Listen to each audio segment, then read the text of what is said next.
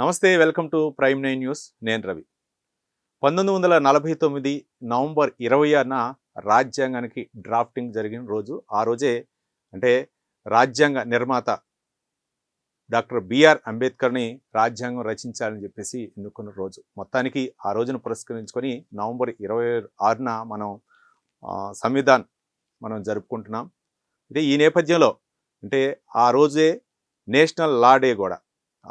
వాటిని పురస్కరించుకొని కొన్ని కార్యక్రమాలు నిర్వహిస్తున్నారు. నవంబర్ 30న వీటికి సంబంధించినటువంటి 5K రన్, 3K రన్ నిర్వహిస్తున్నారు. అలాగే ఏక్ నయీ దిశ ఫౌండేషన్ ఆధ్వర్యంలో ఈ కార్యక్రమాలు నిర్వహిస్తున్నారు. ఇప్పటికి కూడా చాలామందికి కూడా రాజ్యాంగం గురించి అలాగే పౌర హక్కుల గురించి ఎవరికి తెలిసినటువంటి సందర్భాలు ఉండవు నేటి తరానికి. నేపథ్యంలో అవగాహన సదస్సుతో పాటు 5K, 3K రన్ కూడా నిర్వహిస్తున్నారు. ఈ నేపథ్యంలో ఏక్ నయీ దిశ ఫౌండేషన్ ప్రెసిడెంట్ డాక్టర్ మోక్ష గారు, సీనియర్ అడ్వకేట్ అయిన మన స్టూడియోలో ఉన్నారు. వారిని అడిగి మరిన్ని వివరాలు తెలుసుకుందాం. డాక్టర్ మోక్ష గారు నమస్కారం అండి. నమస్కారం. అంటే 1949 జనవరి 26న డ్రాఫ్టింగ్ జరిగిన రోజని మనకు తెలుసు. అంటే బాబాసాహెబ్ అంబేద్కర్ రచించినటువంటి రాజ్యాంగానికి మనకి కూడా ఇప్పటికీ అమలు అవుతున్నాయి. ఈ నేపథ్యంలో ఏంటి అంటే నేషనల్ లా డే అదే రోజు నవంబర్ 26. మరో పక్క రాజ్యాంగానికి డ్రాఫ్టింగ్ జరిగిన రోజు కూడా. అయితే ఏంటి ఈ థీమ్ తోటి మీరు నవంబర్ 30న కార్యక్రమం నిర్వహిస్తున్నారు? టోటల్ కాన్సెప్ట్ మనం కాన్స్టిట్యూషన్ ఆఫ్ ఇండియాని ఫోకస్ చేస్తుంది. అందరూ ప్రధానంగా తీసుకునేది రిపబ్లిక్ డే, జనవరి 26. రిపబ్లిక్ డే నాడు రాజ్యాంగం అనేది అమలులోకి వచ్చింది. మనకి 1947లో బేసిక్గా ఇండిపెండెన్స్ వచ్చిన దగ్గర నుంచి ఒక జర్నీ అనేది స్టార్ట్ అయింది. ఆ జర్నీ 26 నవంబర్ 1949కి ఒక మైల్ స్టోన్ వచ్చింది. దా మైల్ స్టోన్నే మనం కాన్స్టిట్యూషన్ అడాప్షన్ డే అంటాం. For the country Bharat, that is India, ఒక సెట్ ఆఫ్ రూల్స్ని మన నాగరికతని నిలబెట్టుకోవడానికి మనము ఇతరులతో ఎలా మాట్లాడాలి, మన బాధ్యతలు ఏంటి, మన హక్కులేంటి, అవి ఎవరైనా వైలేట్ చేస్తే దానిని ఎలా మనం సపోర్ట్ తీసుకోవాలి, ఎక్కడికి వెళ్ళాలి సొల్యూషన్ కోసం, ఇవన్నీ బేసిక్గా ఫస్ట్ అడాప్షన్ అనేది 26 నవంబర్ 1949కి జరిగింది.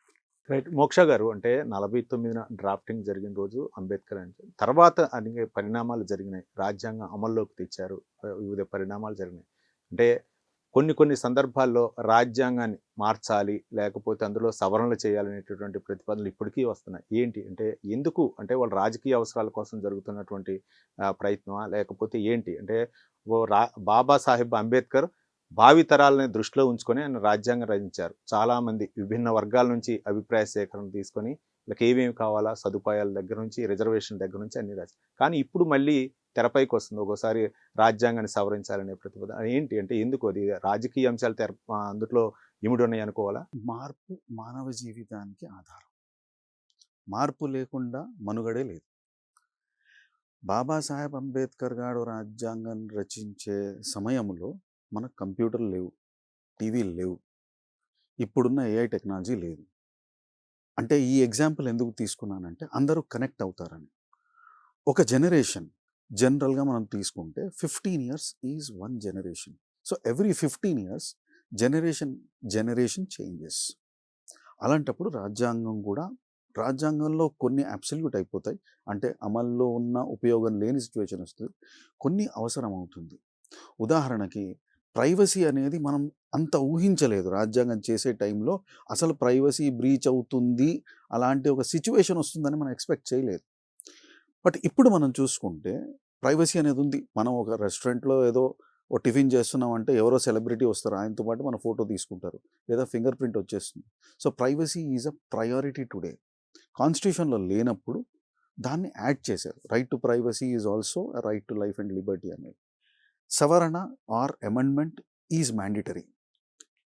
ఒక థాట్ ప్రాసెస్ ఏంటి అంటే పొలిటికల్ పార్టీస్ వాళ్ళ బెనిఫిట్ కోసం కాన్స్టిట్యూషన్ని సవరించారు, లేదా రాజ్యాంగాన్ని టోటల్గా మార్చేశారనే ఒక ఆలోచన కూడా వస్తుంది. ఇలాంటి సిచ్యువేషన్ ఉంటే దాన్ని ultra virus to the constitution, ఆ అమెండ్మెంట్ అనేది తొలగించబడుతుంది. ఈ హక్కు హైకోర్టుకి, సుప్రీంకోర్టుకి ఉంది. అలాంటి సిచ్యువేషన్ వస్తే కోర్ట్స్ ఇంటర్ఫియర్ అయ్యి దాన్ని రెక్టిఫైయో, క్యాన్సిలో, విత్‌డ్రానో చేస్తాయి. మోక్ష గారు అంటే ఇప్పటికి కూడా రాజ్యాంగం హక్కులేంటి? లేకపోతే పౌరులకి కల్పించినటువంటి రాజ్యాంగంలో కల్పించినటువంటి ఆ సదుపాయాలేంటి? ఇప్పుడు కూడా తెలియవు. అంటే ఏంటి ప్రధానంగా ఈ 4 పిల్లర్లంటే ఏంటి? ఇప్పటికి కూడా చాలా మందికి కూడా అవగాహన ఉండదు. దానికి మన స్కూలింగ్ ఒక ప్రధాన కారణం అండి.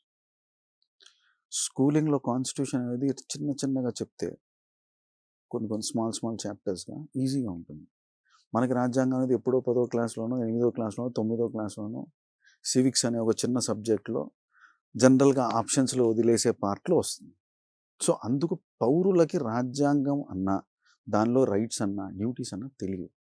హక్కులనేవి ఏదో వేరు వేరు సందర్భాల్లో వేరు వేరు స్టేట్మెంట్ల వల్ల ఇవి మన హక్కులు కాబోసు అనే ఒక ఒపీనియన్ కూడా మనిషికుంది. ఫండమెంటల్ రైట్స్ ఇవి ఎక్కడి నుంచో వచ్చినవి కాదు, కామన్ సెన్స్. ఒక నాగరికత ప్రపంచంలో ఒక మనిషి ఎలా బిహేవ్ చేయాలి, ఆ మనిషి బిహేవ్ చేయడానికి లేదా ఆ సొసైటీలో నిలదొక్కుకోవడానికి ఏవి ఉండాలి. ఇప్పుడు రైట్ టు సిటిజన్షిప్ భారతదేశంలో ఉన్నప్పుడు నేను ఈ దేశానికి సంబంధించిన వాడిని అని ఒక రికగ్నిషన్ ఉండాలి, ప్రధానం. అది ఒక ఫండమెంటల్ రైట్. కానీ ఈ దేశంలో ఉంటున్నందుకు నాకు సిటిజన్షిప్ ఇవ్వరు. ఈ దేశంలో ఉండడానికి కొన్ని క్రైటీరియాస్ ఉంటాయి. ఆ క్రైటీరియాస్ ఫుల్ చేస్తే మనకి సిటిజన్షిప్ యాక్ట్ ద్వారా సిటిజన్షిప్ వస్తుంది. సిటిజన్షిప్ వచ్చినప్పుడు కాన్స్టిట్యూషనల్ రైట్స్ అన్ని మనం అడాప్ట్ చేసుకోవచ్చు. హక్కులు ఉన్నప్పుడు బాధ్యతలు కూడా ఉంటాయి కదా, వాటినే ఫండమెంటల్ డ్యూటీస్ అన్నాం. ఈ హక్కులు బాధ్యతలు ఎప్పుడైతే ఎగ్జిక్యూట్ కాలేవో, లేకపోతే నా హక్కులు వైలేట్ అయ్యాయని నాకు ఒక సిచ్యువేషన్ వస్తే మనం కోర్ట్స్కి అప్రోచ్ అవుతాం. There are appeals, there are remedies. ఈ పాయింట్ కూడా కాన్స్టిట్యూషన్లో ఉంది. రాజ్యాంగం ఈజ్ అ కంట్రీ లా, ఒక దేశానికి సంబంధించిన రాజ్యాంగం కాబట్టి దీనికి అమలు చేసే ఒక వ్యవస్థ ఉండాలి. అదే law and order judiciary. So 4 పిల్లర్స్లో మనకి 2 sides is what the constitution talks about, 2 sides is how it is implemented. Fundamental rights, fundamental duties constitution మనకి ఇచ్చింది. వయోలేట్ అయితే కోర్ట్స్ ఉన్నాయి, ఎగ్జిక్యూట్ చేయడానికి పోలీస్ యంత్రాంగం ఉంది. అంటే ఇప్పుడు కూడా చాలా సందర్భాల్లో మనం వింటుంటాం, హక్కులు కాలు రాశారు, హక్కులు హరించబడ్డాయి అంటే. ఇట్లాంటప్పుడు ఎవరిని అప్రోచ్ అవ్వాలంటారు? కన్సర్న్ కోర్ట్ అండి. మనకి బేసిక్గా ప్రొటెక్షన్ ఆఫ్ సివిల్ రైట్స్ అనే యాక్ట్ ఉంది. చాలామందికి అలాంటి యాక్ట్ ఉందనే సంగతి కూడా తెలియదు. సివిల్ రైట్, ఇప్పుడు నేను ఒక ఓపెన్ ప్లేస్లో నా వాయిస్ ఎవరు వినలేదు, లేదా నేనేదో చెప్పింది డిఫమేషన్ అని ఇంకోటి నా మీద సూట్ వేశాడు, ఇవన్నీ సివిల్ రైట్స్. అంటే రాజ్యాంగం ఒక మనిషికి నువ్వు నాగరికతలో ఉండి ఈ సొసైటీలో నీ ప్రజెన్స్ ఉండి నీ వాయిస్ వినబడుతుంది, నీ వాయిస్ ఇంకోటికి వయలేషన్గా ఉండకూడదు అనే ఒక బేసిక్ ఇవాల్యుయేషన్ చేశారు. దాని ప్రొటెక్షన్ కోసం మనం protection of civil rights act అని ఒక యాక్ట్ ఉంది. ఇప్పుడు ప్రొటెక్షన్ ఆఫ్ సివిల్ రైట్స్కి సపరేట్ కోర్ట్స్ కూడా ఉన్నాయి. ఇప్పుడు నా రైట్స్ వయలేట్ అయ్యాయి అంటే మీరు పీసీఆర్ యాక్ట్ కింద కన్సర్న్ మెజిస్ట్రేట్ దగ్గర లేదా కన్సర్న్ జ్యుడిషియల్ క్లర్క్ దగ్గర you can file a petition and that will be addressed at length. దీనిలో ఫాస్ట్ ట్రాక్ కోర్ట్స్ కూడా ఉన్నాయి. పీసీఆర్ ఫాస్ట్ ట్రాక్ కోర్ట్స్ కూడా ఇప్పుడు సబ్జెక్ట్ ఉంది. అదే అవసరాలకు ఎప్పటి నుంచో వచ్చింది, బట్ ఇప్పుడు దాన్ని వెలికి తీసుకొచ్చారు. ఒకప్పుడు ఆర్టీఐ యాక్ట్ గురించి ఎవరు పట్టించుకునేది కాదు. బట్ ఇవాళ నాకు ఒక ప్రశ్నకి సమాధానం కావాలంటే ఆల్రెడీ ఉందా లేదా అని చెక్ చేసుకోవడం ఇంపార్టెంట్. ఆ ఉందా లేదా అని చెక్ చేసుకునే ప్రణాళిక ఆర్టీఐ. రైట్. అలాగే పీసీఆర్ యాక్ట్ కూడా ఉంది. ఇప్పుడు నేను ఫర్ ఎగ్జాంపుల్ నేను ఒక స్టేట్మెంట్ ఇచ్చాను, యథార్థానికి అది ఫ్యాక్టే, కానీ ఎవరో నా మీద డిఫమేషన్ కేసేశారు, ఇది తప్పండి, వీళ్ళు నన్ను డిఫేమ్ చేయడానికే ఇలాంటి స్టేట్మెంట్ చెప్పారు అని. నేను బియాండ్ డౌట్స్ అది ఫ్యాక్ట్ అని ప్రూవ్ చేయగలిగితే డిఫమేషన్ కేసు పోతుంది. అప్పుడు నేను ఆ ప్రొటెక్షన్ ఆఫ్ సివిల్ రైట్ కింద నాకు ఫ్రీడమ్ ఆఫ్ స్పీచ్ ఉంది, నేను ఫ్యాక్ట్ చెప్పే హక్కు ఒక నాగరికుడిగా ఒక పౌరుడిగా నాకు ఉంది. ఈ రైట్ మనం ఎక్సర్సైజ్ చేసుకోవచ్చు. మన ఫౌండేషన్ ద్వారా, ఏక్ నయీ దిశ ఫౌండేషన్ ద్వారా అంటే ఎట్లాంటి అవగాహన కార్యక్రమాలు నిర్వహిస్తున్నారు? ఇప్పుడు మీరు ప్రెసిడెంట్గా ఉన్నారు, ఎలాంటి అవగాహన కార్యక్రమాలు నిర్వహిస్తున్నారు? 3 ఆస్పెక్ట్స్ కింద ప్లాన్ చేశామండి. చాలామంది మనకి వాళ్ళ మీద ఒక ఆరోపణ వచ్చి ఆ ఆరోపణలో వాళ్ళకు ఒక ఎఫ్ఐఆర్ ఫైల్ అయిపోతుంది. ఈ ఫైల్ అయిన ఎఫ్ఐఆర్ వాళ్ళు ఛాలెంజ్ చేసుకునే ఆర్థిక స్తోమత ఉండకపోవచ్చు. Everyone is not born with a silver spoon. ఆర్థిక స్తోమత లేని వాళ్ళకి మనం వాళ్ళ డిఫెన్స్ సైడ్ అంటే మనకి you have 2 sets in constitution. Any criminal case మీకు డిపార్ట్మెంట్ ఆఫ్ ప్రాసిక్యూషన్ ఉంటుంది. డిపార్ట్మెంట్ ఆఫ్ ప్రాసిక్యూషన్ మీకు పోలీస్ తరఫున వాదిస్తారు, స్టేట్ తరఫున. డిపార్ట్మెంట్ ఆఫ్ డిఫెన్స్ కూడా ఉంటుంది. నా దగ్గర స్తోమత లేదు, నేను ఒక అడ్వకేట్ని పెట్టుకోలేను, నా పరిస్థితి ఏంటి? మనం జడ్జి గారికి అర్జీ పెడితే జడ్జి గారు ఒక డిపార్ట్మెంట్ ఆఫ్ డిఫెన్స్ నుంచి ఒక అడ్వకేట్ని అపాయింట్ చేస్తారు. మేము ఫౌండేషన్ ద్వారా ఏం చేస్తామంటే డిపార్ట్మెంట్ ఆఫ్ డిఫెన్స్లో ఆల్రెడీ చాలా కేసులు ఉన్నాయి, వాళ్ళు హై ప్రయారిటీ కేసులు చూస్తారు. అంటే 7 years పనిష్మెంట్ అబవ్ ఉన్న కేసులు వాళ్ళు మేజర్గా టేకప్ చేస్తారు. 7 years బిలో పనిష్మెంట్ని ప్రోబోనో కేసు కింద, అంటే ప్రోబోనో అంటే వీ డోంట్ ఛార్జ్ ఎనీథింగ్, మనం ఫౌండేషన్ తరఫున ఈ ఆరోపించబడిన వ్యక్తులకి మనం సపోర్ట్ చేసి వాళ్ళ తరఫున మనం వాదిస్తాము. అంటే ఇప్పుడు వరకు కూడా అంటే ఎన్నో కార్యక్రమాలు నిర్వహించారు. ఇప్పుడు ఏక్ నయి దిశ ఫౌండేషన్ ద్వారా ఏమన్నా ఉచిత న్యాయ సహాయం అందించే ఆలోచన ఉందా? అది ఆల్రెడీ ఎప్పటి నుంచో ఉందండి. Hmm. ఇప్పుడు ఈ అవేర్నెస్ చేయడానికి, అంటే మేము ఇది చేస్తాము అని కొంతమంది జైల్లో ఉన్న బాధితులకు తెలుసు, కొంతమంది ఫ్యామిలీ మెంబర్స్ మాకు కోర్టులో ఉన్నప్పుడు అప్రోచ్ అయిన వాళ్ళకి తెలుసు. దీన్ని ఒక వైడ్ స్ప్రెడ్గా ఇద్దామని మనం ఒక రన్ అనేది అనుకున్నాం, ఒక 3K 5K రన్. ఆ రోజు అంటే ఇంటర్నేషనల్ లా డే కూడా, అంటే 26th నాడు మనకి నేషనల్ లా డే అండి. మనము 26th నాడు ఏంటంటే బికాజ్ అది వర్కింగ్ డే అవ్వడంతో మనము సంజీవ పార్క్ నెక్లెస్ రోడ్ని ఆ రోజు బ్లాక్ చేస్తే మనము మన ఫండమెంటల్ డ్యూటీని అవునవును, మనమే రాజ్యాంగం గురించి మనమే చెప్తే మనమే చేసినట్టు. అందుకే దానికి ఇమీడియట్ సండే ఎంచుకొని సండే 5 o'clockకి వీ టేక్ రిజిస్ట్రేషన్స్. 6 o'clock యాక్చువల్గా రన్ స్టార్ట్ చేస్తాము. 6 నుంచి 7-7:30 వరకు రన్ అయిపోతుంది. ఆ తర్వాత కొంతమంది సీనియర్ జడ్జెస్, కొంతమంది బార్ అసోసియేషన్ మెంబర్స్, కొంతమంది సీనియర్ అడ్వకేట్స్, కొంతమంది సెలబ్రిటీలతో బేసిక్గా వాళ్ళ అవగాహన, వాళ్ళు వెల్నెస్ మీద ఎంత ఫోకస్ ఉండాలి, ఒక దేశం బాగుండాలంటే దేశ రాజ్యాంగంలో ఇంప్లిమెంటేషన్ అనేది బాగుండాలి, ఒక వ్యక్తి బాగుండాలంటే తనలో ఉన్న అన్ని ఆర్గాన్స్ బాగా పనిచేయాలి. So they should be well. ఈ న్యూట్రిషన్ వెల్నెస్ అనే ఆస్పెక్ట్ ఇప్పుడు ప్రాచుర్యంలో ఉంది కాబట్టి అదే థాట్ ప్రాసెస్లో యూత్ని ఎంకరేజ్ చేయడానికి ఈ రన్ ప్లాన్ చేసాం. మోక్ష గారు, అంటే చాలా డేలు ఉన్నాయి అంటే రాజ్యాంగంలో. అంటే మనం August 15th చెప్పుకుంటాం, లేకపోతే January 26, లేకపోతే October 2 గురించే ఈ రాజకీయ నాయకులు అవ్వచ్చు, లేకపోతే అవేర్నెస్ కార్యక్రమాలు, లేకపోతే స్వచ్ఛంద సంస్థలు ఏవో నిర్వహిస్తుంటారు. కానీ అసలు ఈ డే గురించి అసలు ఎవరు కూడా దీని మీద అవేర్నెస్ నిర్వహించిన సందర్భాలు లేవు, లేకపోతే ఏం లేదు. ఏంటి అంటే ప్రత్యేకంగా మీ యొక్క థీమ్ ఏంటి? కాన్స్టిట్యూషన్ డే అనేది ఇప్పటి వరకు మాకు కోర్టులలోనూ బార్ అసోసియేషన్లలోనే నిక్షిప్తమైన కాన్సెప్ట్. దాన్ని పబ్లిక్లో తెద్దామనేది మా ఫోకస్. 1950 నుంచి ఇప్పటి వరకు అడ్వకేట్స్గా ఎవరెవరైతే ప్రాక్టీస్ చేశారో వాళ్ళకందరికీ కాన్స్టిట్యూషన్ డే తెలుసు. 26 November నాడు బార్ అసోసియేషన్లో సెలబ్రేషన్స్ జరిగిన దాఖలాలు కూడా ఉన్నాయి. ఈ సంవత్సరం కూడా జరుగుతాయి, ఇంతవరకు జరుగుతూనే ఉన్నాయి, ఇక పూర్వం కూడా జరుగుతాయి. కాకపోతే పబ్లిక్లో this is the first event.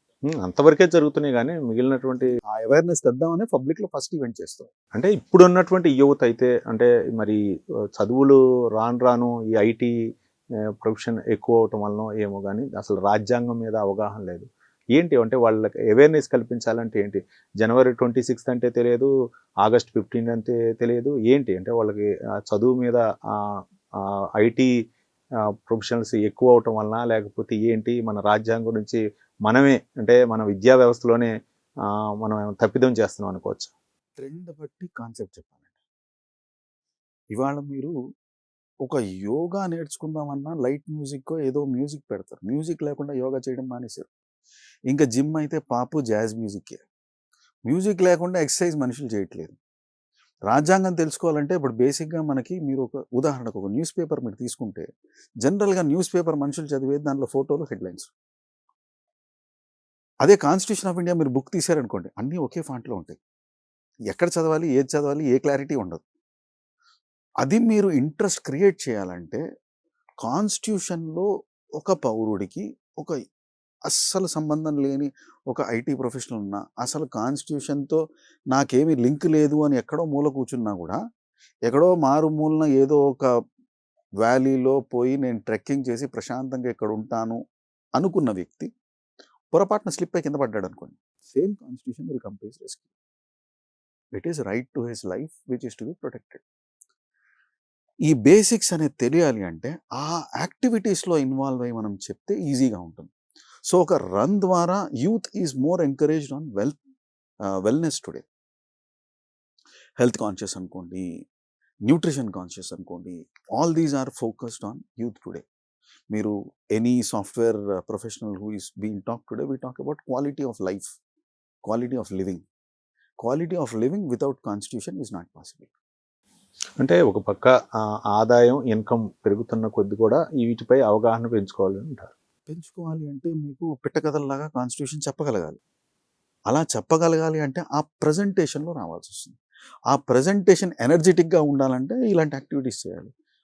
అందుకే ఒక చిన్న కాంటెస్ట్ కూడా వి హావ్ ప్లాన్డ్ వేర్ మీరొక patriotic song or a patriotic act or a patriotic deed ఇది మీరొక 45 సెకండ్స్ రీల్ మీరు రికార్డ్ చేస్తే రీల్ కాంటెస్ట్ అన్నాం. ఈ రీల్ కాంటెస్ట్‌కి అవార్డ్స్ మనము ఆ 30th Samvidhan Shakti run closing సెరమనీలో ఇస్తున్నాం. అంటే ఎవరెవరు పాల్గొనే అవకాశాలు ఉంటాయి? అంటే అందరూ పాల్గొనే అవకాశాలు ఉన్నాయి అనుకోవచ్చా? లేకపోతే ఏమైనా ప్రధానంగా మనము న్యాయ వ్యవస్థలో ఉన్న వాళ్ళని అంటే judges, advocates and people who are enforcing public the law. వీళ్ళు కాక బేసిక్‌గా ప్రధానం మనం రన్ పెట్టింది యూత్ పార్టిసిపేషన్ కోసం. So we are approaching engineering colleges, degree colleges, medical colleges to participate. Minimum age 12 అని పెట్టాం. But there was a request which we received. We said మా బాబు 8 ఇయర్స్ అండి, పార్టిసిపేట్ అవ్వచ్చా? మాతో పాటు పరిగెడతాడు. We said okay fine, parents are coming so we encourage them. కుటుంబ సమేతంగా పాల్గొనాలి. కుటుంబ సమేతంగా పాల్గొనవచ్చు. అంటే ఎన్నింటికి ఈ కార్యక్రమం నిర్వహించేది? 5 అండి, 30th November Sunday morning 5 registrations ఉంటాయి. Right now registrations are going on. 29th మనం కిట్స్ ఇచ్చేస్తాము. 5 they have to come and report. 6 the run will start. అంటే ఇప్పటి వరకు మోక్ష గారు న్యాయ వ్యవస్థలో కూడా కొన్ని మార్పులు తీసుకొస్తున్నారు. రాజ్యాంగం అమలు అయిన తర్వాత కూడా ఇప్పటికి కూడా ప్రభుత్వాలు మారుతున్నాయి, న్యాయ వ్యవస్థలో కూడా మార్పులు తీసుకున్నారు. అంటే కాలానుగుణంగా ఈ మార్పు అవసరమా, తప్పనిసరిగా? కాలానుగుణంగా మార్పులు అవసరము. రెండోది ఏంటంటే ప్రతి మార్పు అవసరం కాకపోవచ్చు. మార్పు అవసరం ఉన్నప్పుడు అది కాన్స్టిట్యూషన్లో అమెండ్మెంట్ అయ్యి కంటిన్యూ అవుతుంది. అక్కర్లేని మార్పు ఇస్తే కోర్టులు ఇంటర్వ్యూన్ అయ్యి దాన్ని క్యాన్సిల్ చేస్తాయి. అంటే రాజ్యాంగంలో పొందుపరిచినటువంటి హక్కులనే చాలా మంది కూడా కాలు రాస్తున్నారు. కొంతమందికి మీరు ఇంతకుముందు చెప్పారు, వాళ్ళ హక్కులకి భంగం కలిగితే అప్రోచ్ అవ్వని చెప్తున్నారు. కానీ కోర్టుకి కూడా కొంచెం సమన్వయం లోపమా, లేకపోతే ఏంటంటే ఒక కోర్టు ఇచ్చినటువంటి తీర్పై మరో కోర్టుకి అప్పీల్ చేసుకుంటే ఇట్లా జరుగుతూ ఉంటుంది. ఏంటంటే ఇది చాలా మందికి కూడా అవగాహన లేదు. కోర్టుకి సమన్వయం కాదండి, అండర్స్టాండింగ్ అండ్ హ్యూమనైజేషన్. రోబోటిక్స్ అనేది ప్రతి ఫీల్డ్లో యూజ్ కాదు. ఒక కేసులో మీకు more than the fact it is the empathy. ఒక వ్యక్తి అలా చేయడానికి ఒక ప్రధాన కారణం ఉంటుంది. భారత రాజ్యాంగంలో మోర్సో భారతదేశంలో శిక్షించడం అనేది నేపథ్యం కాదు. మనిషి మారాలి, మారిన వ్యక్తి ప్రపంచానికి ఉపయోగపడాలి.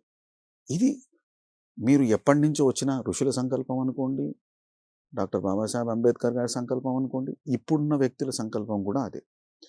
మనము మనిషిని శిక్షించే ప్రయత్నం చాలా దూరంగా చేస్తాం, చెయ్యం. అసలు మారతాడేమో అనే ఒక ఆలోచనలోనే జీవితం నడిపే ప్రయత్నం చేస్తాం.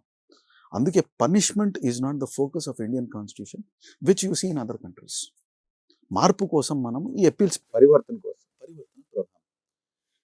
వేరు జడ్జిలో అంటే ట్రయల్ కోర్ట్ ఇచ్చిన జడ్జిమెంట్ని ఒకసారి హైకోర్టు రివర్స్ అంటుంది, తర్వాత సుప్రీంకోర్టు మళ్ళీ అప్పీల్ చేసింది.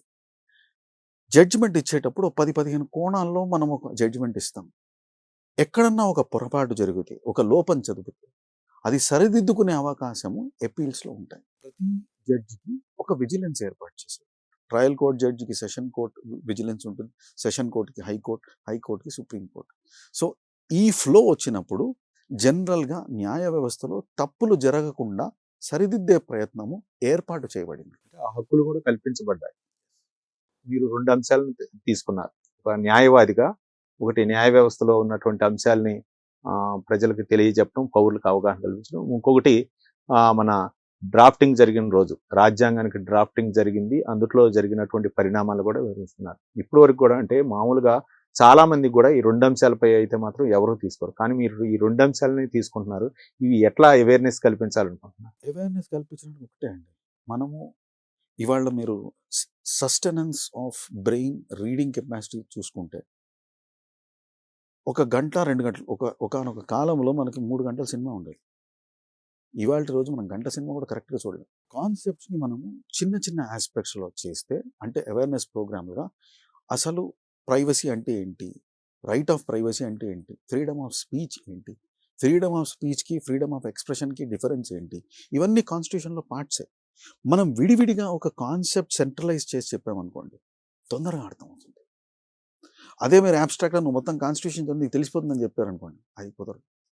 సో, మనం ఈ ఫస్ట్ మెకానిజం ఫాలో అవుతున్నాం.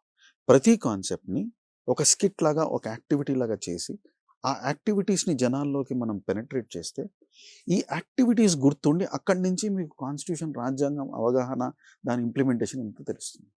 మనం కాన్స్టిట్యూషన్ బుక్ ఇచ్చి నిజంగా చదవండి అంటే, నాకు కూడా నిద్ర రావచ్చు. వాస్తవం. మొత్తం చదవలేం. సో, ఆ బ్రేక్ చేసుకోవడానికి చిన్న చిన్న కాన్స్టిట్యూషన్‌లో ఉన్న ఎలిమెంట్స్ చెప్పారనుకోండి, నా జీవితంలో నేను కనెక్ట్ చేసుకోగలిగితే, నాకు దాని మీద ఇంట్రెస్ట్ వస్తే, నేను రిసర్చ్ చేసి తెలుసుకుంటాను. నా జీవితంలో నాకు కనెక్ట్ లేదు అని నేను అనుకున్నప్పుడు, ఏ ప్రయత్నము చేయను. మనం ఈ రాజ్యాంగము మీ జీవితంలో ఎంత అవసరమో, దీన్ని మీరు తెలుసుకోవడం ఎంత ఇంపార్టెంట్ అని ఇంట్రెస్ట్ క్రియేట్ చేస్తుంది. మీకు ఇంట్రెస్ట్ అంటూ వస్తే, మీరు రిసర్చ్ ఆటోమేటిక్‌గా చేస్తారు. మోక్ష గారు అంటే ఒక పక్క రాజ్యాంగాన్ని పరిరక్షించాలని చెప్తున్నారు. రాజ్యాంగానికి అంటే ఆ హక్కులకి భంగం కలిగినప్పుడు మరో పక్క న్యాయ వ్యవస్థలో ఉన్నటువంటి చాలామంది కూడా ఈరోజు ఏదైనా తప్పు చేసినప్పుడు వాళ్ళకి శిక్షించబడడం అది సహజం. కానీ రాజ్యాంగంలో ఉన్న హక్కుల్ని ఉపయోగించుకొని చాలామంది కూడా శిక్ష నుంచి తప్పించుకుంటున్నారు. న్యూక్లియర్ రియాక్టర్ కనుక్కున్నప్పుడు దాని నుంచి కరెంట్ వస్తుందనుకున్నారు గానీ, బాంబు కూడా తయారైతుందని ఎక్స్‌పెక్ట్ చేయలేదండి. ప్రతిదానికి ఒక సైడ్ ఎఫెక్ట్ ఉంటుంది. దీనికి అది సైడ్ ఎఫెక్ట్. క్రోసిన్ ఉంది. మీరు తీసుకుంటే జ్వరం తగ్గుతుంది. జ్వరం లేనప్పుడు తీసుకుంటే, ఎక్కువ తీసుకుంటే ప్రాణానికే ప్రమాదం. సో, ఆ చెక్స్ అండ్ బ్యాలెన్స్ అనేది సొసైటీలో అవేర్‌నెస్ బట్టే వస్తుంది. తెలియకపోతే మనిషి దానికి ఏ సిస్టమ్ కన్నా వెళ్తాడు. ఆ చెక్స్ అండ్ బ్యాలెన్సెస్ కావాలి తప్పదు. అంటే దీనిపై కూడా అంటే ముఖ్యంగా ఆ రాజ్యాంగంలో పొందుపరిచినటువంటి అంశాలకు కూడా అంటే న్యాయ వ్యవస్థలో అంటే ఏమైనా మార్పులు వచ్చే అవకాశాలు ఉన్నాయా? మార్పు ఉంటుందండి. మీకు ఫాస్ట్ ట్రాక్ కోర్ట్స్ మనం ఇంప్లిమెంటేషన్ కోసం today lot of judges and board of governance in the justice system చాలా యాక్టివిటీస్ చేస్తున్నారు. కోర్టులు కూడా ఒక అవేర్‌నెస్ ప్రోగ్రామ్ పెడుతున్నాయి. మీడియేషన్ అవేర్‌నెస్ ప్రోగ్రామ్స్ చేస్తున్నారు. ప్రతి జిల్లా కోర్టులలో కొంతమంది సెట్ ఆఫ్ అడ్వకేట్స్‌ని అంబాసిడర్స్‌గా తీసుకొని వాళ్ళకి ఎక్స్‌క్లూజివ్ మీడియేషన్ ప్రోగ్రామ్స్ ట్రైన్ చేసి లిటిగేషన్ ఇంపార్టెంట్ కాదు. మాట్లాడండి. మాట్లాడి సాల్వ్ చేసే ప్రయత్నం చేయండి అనేది judiciary is also pushing it. So, ఇవన్నీ జ్యుడిషియరీ నుంచి కూడా జరుగుతున్నాయి. బట్ పబ్లిక్ ఎందుకు తెలీదు అంటే వాళ్ళ దాకా రాలేదది. ఇప్పుడు జనరల్‌గా ఒక రీల్ వచ్చింది. లేదా ఒక టీవీలో ఒక సీరియల్ వచ్చింది. లేదా ఎక్కడన్నా న్యూస్ పేపర్‌లో ఒక న్యూస్ కాస్ట్ వచ్చింది. దాన్ని బట్టి తెలుసుకుంటాం. సరదాగా నేనేమో వాళ్ళెళ్లి కోర్ట్‌లో కూర్చొని ఏం జరుగుతుందో తెలుసుకుంటానని ఎవడు రాడు. వేరే వేరే చోట్ల మనుషులు ఎళ్లి ఎక్స్‌ప్లోర్ చేసే ప్రయత్నం చేస్తారు. For example mountain trekking exploration activity. Resorts and parks exploration activity. Nowhere people will say I will see నేను ఇవాళ కోర్ట్‌కెళ్ళి ఏం జరుగుతుందో చూద్దాం అనుకుంటున్నాను అని ఎవరు రారు. కానీ కోర్ట్‌లో పబ్లిక్ కూర్చొని చూసి అర్థం చేసుకునే ఒక ఆప్షన్ ఉంది. All courts are public courts. మీరెళ్లి ప్రశాంతంగా కోర్ట్‌లో కూర్చొని అసలు ఏం జరుగుతుందో తెలుసుకోవచ్చు. అంత ఓపిక, అంత తీరిక, అంత రిసర్చ్ మైండ్ సెట్ లేదు. But that avenue is also there. Moksha garu అంటే 1950 జనవరి 20 రాజ్యాంగం ఉంది. అప్పటి నుంచి కూడా ప్రభుత్వాలు మారుతూనే వస్తున్నాయి. కానీ ప్రతి ఒక్కళ్ళు కూడా రాజ్యాంగంలో పొందుపరిచినటువంటి అంశాలు సవరణ చేయాలి. అంటే ఉదాహరణకు రిజర్వేషన్ అవ్వచ్చు, లేకపోతేనేమో ప్రత్యేక రాష్ట్రాలు ఇవి కూడా ఇప్పటికీ తెరపైకి వస్తున్నాయి. ఏంటి అప్పుడు బాబాసాహెబ్ అంబేద్కర్ భవిష్యత్తు తరాలని దృష్టిలో ఉంచుకొని ఆయన రాజ్యాంగం రచించారు.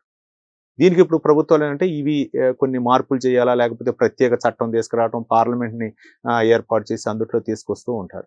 ఎవరికి వాళ్ళు అనుకూలంగా ఇట్లా మార్పు చేసుకుంటూ ఉంటే దీన్ని ఏ విధంగా చూడొచ్చంటారు ఒక న్యాయవాదిగా? ఎవరికి వాళ్ళు అనుకూలంగా మార్పు ప్రపోజ్ చేయొచ్చండి. నాకిలా ఉంటే బావుంటుంది అనే ఒక ఆలోచన ఉండొచ్చు. అన్ని ఆలోచనలు ప్రజల హితములో ఉంటే దాన్ని ఎనాక్ట్ చేస్తారు. ఒక వర్గం కోసం enactments Rao. As a public at a large, as a part of the state ఏదన్నా సవరించడం వల్ల అది ఉపయోగము, లేదు అది సవరించడం అనివార్యము అని తెలిసినప్పుడే చేస్తారు. ఎవరో చెప్పారని ఒక వైట్ పేపర్ వచ్చి, దాని నుంచి ఓ సర్క్యులర్ వచ్చి మహా అయితే ఓ సర్క్యులర్ వస్తుంది. నిజంగా అది ఇంపార్టెంట్ అన్నప్పుడు యాక్ట్ అవుతుంది. ఇప్పుడు ఉదాహరణకి మనం డ్రగ్స్ అండ్ కాస్మెటిక్స్ యాక్ట్ అని ఒక యాక్ట్ ఉంది. మెడికల్ షాప్లో మీరు షెడ్యూల్ హెచ్ డ్రగ్స్ అని ఉంటాయి, ఎవరు పడితే వాళ్ళు కొనలేరు. ఈ డ్రగ్స్ అండ్ కాస్మెటిక్స్ని ఎవరు అమ్మాలి, వాళ్ళకి ఏ లైసెన్స్ ఉండాలి, ఎంతవరకు ఉండాలి, రెన్యువల్ ఎప్పుడు చేసుకోవాలి, ఇదంతా దానిలో ఉంది. మీకు ఆ యాక్ట్ తెలియాల్సిన అవసరం లేదు. ఆ బిజినెస్ చేసేవాడికి ఆ యాక్ట్ తెలిస్తే చాలు. సో ప్రధానంగా ఏంటంటే ఈ యాక్ట్ అవసరము అన్నప్పుడు అది ఎనాక్ట్ అవుతుంది, లేదు అన్నప్పుడు అదొక బిల్గానే ఉండిపోతుంది, యాక్ట్గా రాదు. సో ఎవరు ఎంత ప్రయత్నించినా పబ్లిక్ ఎట్ లార్జ్ బెనిఫిట్ అవుతుంది లేదా ఒక వర్గానికి అది ఇంపార్టెంట్ అన్నప్పుడే ఎనాక్ట్మెంట్ వస్తుంది. మోక్ష గారు, అంటే మనం ప్రపంచ దేశాల్లో చాలా దేశాలు ఉన్నాయి, కానీ భారతదేశంలో ఉన్నటువంటి స్వేచ్ఛ స్వాతంత్రాలను మన రాజ్యాంగాన్ని చూసినప్పుడు ఎలా అనిపిస్తుంది? అంటే మనకి ఇంకా ఎక్కువగా భారతవని మనకి ఎక్కువ ఫ్రీడమ్ ఇచ్చింది అనుకోవచ్చా? East or west, India is best అండి. భారతదేశంలో ఇందాక చెప్పినట్టు స్వేచ్ఛ కంటే పనిష్మెంట్ ప్రధానం కాదు. ఇవాళ మీరు ఒక మనిషిని ఆరోపణ చేసి ఒక 3-4 నెలల్లో ఎగ్జిక్యూషన్ ఇచ్చేస్తే, ఒక ఎగ్జాంపుల్ తీసుకుందాం. ఒక మనిషి మీద ఒక నేరారోపణ ఫలానా వ్యక్తిని చంపాడు అని ఉంది. మనం ఈ ఆరోపణకి ఓ 4 విట్నెస్లు తీసుకొని, ఓ 4 యాక్టివిటీస్ చూసుకొని, ఏవో ఫ్యాక్ట్స్ తీసుకొని వాడిని ఉరి తీయమని ఒక తీర్మానం ఇచ్చేసాం. అపీల్ సిస్టమ్ లేదు, వాడిని ఉరి తీసేశారు. ఒక 8 సంవత్సరాల తర్వాత ఈ కేసు ఫాల్స్ అని తెలిసింది. ఎవరిది బాధ్యత ఇప్పుడు? అందుకు క్యాపిటల్ పనిష్మెంట్ అనేది అంత తొందరగా ఏ కోర్టు ఇవ్వదు. సెంటెన్స్ ఉన్నప్పుడు కంపెన్సేషన్ ఇచ్చే కాన్సెప్ట్ కూడా ఉంటుంది. చాలా కేసుల్లో మనకి కన్విక్ట్ అయిన వ్యక్తులు అపీల్ వేసిన తర్వాత ఆ ఆరోపణ కరెక్ట్ కాదు అని తేలింది. సో ఇది ప్రధానం. Punishment is not an attitude safe for the country. ఒక దేశ భద్రత కోసం అది మంచిది కాదు. స్వేచ్ఛ అనేది ఉండాలి. స్వేచ్ఛ లేనివాడు ఏమీ చేయలేడు. మీకు ఫర్ ఎగ్జాంపుల్ మీరు ఒక పని చేస్తున్నారు, మీ బాస్ వెనక నిలబడి చూస్తూ ఉన్నారు, మీరు చేయగలరా? చేయలేరు. ఆ స్వేచ్ఛ ఉంటేనే ఇన్నోవేషన్ వస్తుంది, నోవాలిటీ వస్తుంది, మనుషులు ఎదుగుతారు. స్వేచ్ఛ లేని నాడు నాగరికత లేదు, దేశం లేదు. మోక్ష గారు, చివరిగా చెప్పండి, ఏక్ నయీ దిశ ఫౌండేషన్ రేపు అంటే నవంబర్ 26న ఈ రాజ్యాంగ దినోత్సవాన్ని పురస్కరించుకొని రాజ్యాంగాన్ని ఏర్పాటు చేసినటువంటి డ్రాఫ్టింగ్ జరిగిన రోజును పురస్కరించుకొని ఎలాంటి కార్యక్రమాలు చేపడుతున్నారు? 26న ఒక event which we're doing it live అండి. దానిలో we're talking about emerging constitution values. అంటే ఇప్పటివరకు కాన్స్టిట్యూషన్లో జరిగిన అమెండ్మెంట్స్ ఏంటి, ఇప్పటివరకు ఉన్న స్టేట్లో మేజర్ అమెండ్మెంట్స్ ఏవని పరిణయం చేసుకుంటామని ఒక చిన్న రౌండ్ టేబుల్ డిస్కషన్ కొంతమంది జడ్జెస్, కొంతమంది న్యాయవాదులతో చేస్తున్నాము. దీన్ని లైవ్ యూట్యూబ్కి రిలీజ్ చేస్తున్నాము. 30th నవంబర్ వచ్చేసి వీఆర్ డూయింగ్ 5. అంటే ఎక్కడి నుంచి స్టార్ట్ అవుద్ది? అంటే ఈ 3K రన్ 5K రన్ మనకి సంజీవ పార్క్ దగ్గర అసెంబ్ల్ అవుతారండి అందరూ. సంజీవ పార్క్ దగ్గర అసెంబ్ల్ అయ్యి మళ్ళీ మనం ఒక 5K కంప్లీట్ చేసుకొని సంజీవ పార్క్కి బ్యాక్ వస్తాము. సంజీవ పార్క్ దగ్గర మనం సర్టిఫికేట్ డిస్ట్రిబ్యూషన్, మెడల్స్ అవన్నీ ఉంటాయి. దారిలో you have water hydration, energy drinks, they're all provided. ప్రతి వాళ్ళకి ఒక టీ-షర్ట్ ఇవ్వబడుతుంది వాళ్ళ సైజ్ ప్రకారం.